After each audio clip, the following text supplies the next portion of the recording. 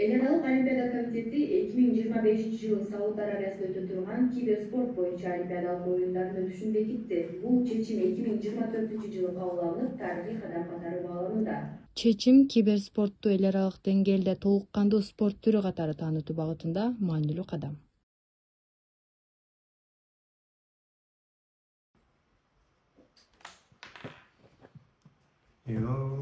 Олимпиада. Не? Чемпион болгуң келип атабы? Ооба. Негизи киберспорт жаш спорт болуп эсептелет. Азыркы учурда 3,5 миллиард тегерегинде адам активдүү онлайн оюндарын ойнойт. Дүйнө жүзүндөгү эң таанымал спорт футболдо 300 миңдей профессионалдуу футболчу болсо, ал эми киберспортто 100 миңдей профессионалдуу киберспортсмен бар. Бул маалыматтарга таянсак, киберспортсмендин потенциалы аябай чоң. Ал эми Кыргызстанда спорт федерациясы 2017-жылы түзүлгөн. Эгер сен мыкты киберспортсмен болууну кааласаң, сага 3 нерсе керек. Жогорку деңгээлде оюн чеберчилиги, команда жана аймактык турнирлерди жеңүү. Бизде эмне? Турнирлер өтөбү? Албетте өтөт.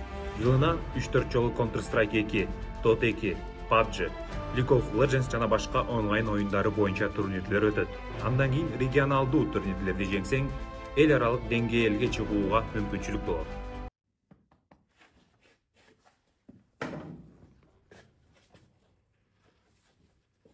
Сен жада калса, киберспорт боюнча спорт чебери наамын аласың. Мисалы, Бул Бакыт Эмилжан, Dota 2 оюнчусу. 2023-жылы спорт чебери наамын алган. Команданы каяктан таба алам? негизи команда табуу проблема эмес. Ар кандай платформалардан жана компьютерный клубтан тапса болот. Жүр, сага көз команда табабыз. Убейте его, блин! Это дурак, что ли? Куда лезешь? Добей, добей! Убей его, ёп! На Б! Лох ХП!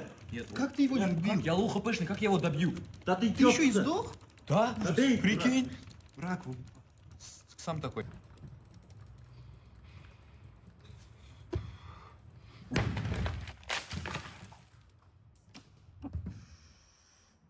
Эң башкысы бири-бири менен кил табышуусу. Эң негизгиси оюнчулардын жеке индивидуалдык чеберчилиги. Башка спортчуларда эле киберспортсмендер башынан оор жана интенсивдүү машыгууларды өткөрөт. Биринчиден, жеке индивидуалдык машыгуулардан өтүп, оюнчу өзүнүн механикалык чеберчилигин жана реакциясын жакшыртат. Андан соң оюндарды талдоо иштери башталат. Анда өзүнүн жана башка оюнчулардын стратегиялары, тактикалары бааланат. Командалык машыгууларды өтөт. Анда команда менен биргеликте стратегиялар иштелип чыгып, аракеттин синхронизациясы жүргүзүлөт. Ошондой эле физикалык даярдык да маанилүү. Бул ден соолукту жана чыдамкайлыкты сактоого багытталган машыгууларды камтыйт. Эгер жаңы баштагандар жана сүйүүчүлөр күнүнө 4-6 саат машыгышса, эмелесетиңиз. Профессионалдар күнүнө 12 саат же андан да көп машыгышат.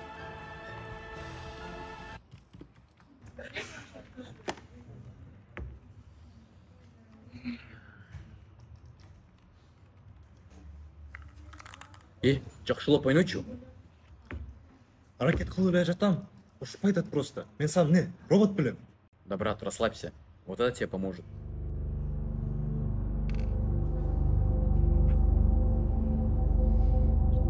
Бул жакка да жетти.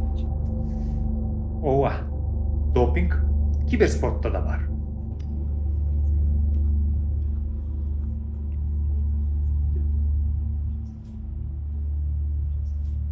Адатта традициялык спортто допинг физикалык күчтү жана чыдамкайлыкты күчтөндүрсө, ал эми киберспортто концентрация, реакция жана акыл эс тутумун күчтөндүрөт.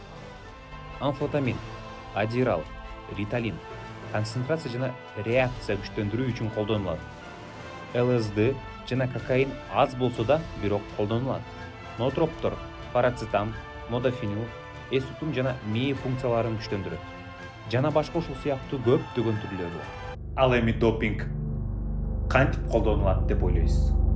Таблет бар. кадимкидей ичти. Же болбосо порошок түрүндө спортсмендер сууга кошуп ичишет.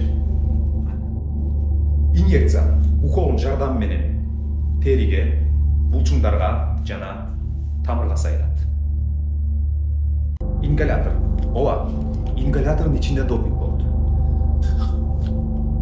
Жада калса, азыркы учурда ушундай пластырга допингден жасалган келди сүйкөп териге жабыштырып койсо, териден канга өтүп допинг биздин денебизге аралашып кетет. Брат, жактырма. Түшүнө карап калбайбы? Ким текшермегиле? Жок, албетте текшерүү бар.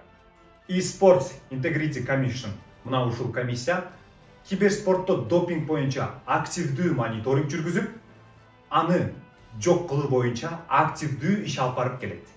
Ал 2018 жылдан баштап ар бир проф оюнчу үчүн тестирлөө программаларын киргизип, чоң турнирлерде ар бир киберспортсмен тесттен өтөт. Ошол эле убакта ВАДА, дүйнөлүк допингге каршы агенттиги, бул чөйрөдө мүмкүн болгон психоактивдүү заттарга көзөмөл жүргүзүп келет. Киберспортсмендер акыркы жылдары допингди аябай көп колдонуп баштады. Допингди тестирлөөдөн өтүү, допингге каршы болгон иш-чаралар жыл сайын күч алууда. Ал эми допингдин ден соолукка зыяндуулугун айтпай эле койсок болот.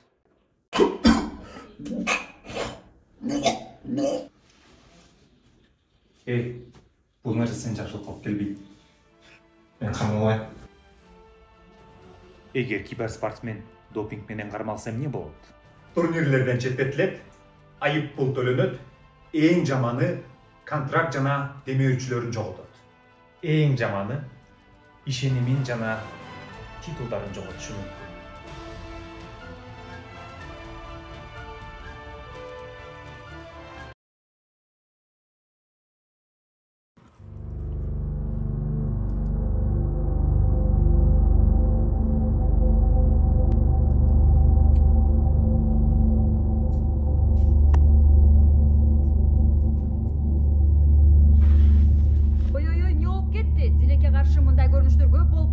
Биз ар бир спортчуну таза жана чын ойноого чакырабыз.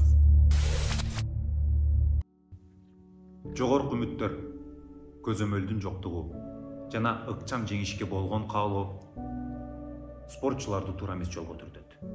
Допинг спортто адилеттүү атаандаштыкты бузуп, оюнчуларга жасалмартыкчылык берет. Анын колдонулушу спорттун этикалык принциптерине каршы келип, адал жеңиштердин маанисин жоготот. Кыргызда кыңгырыш 40 жылда билинет дейт. Арам нерсе адамга эч качан жукпайт.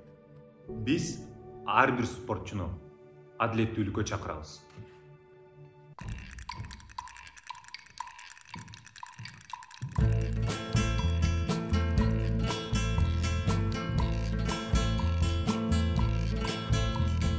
From the dusty mesa, her looming shadow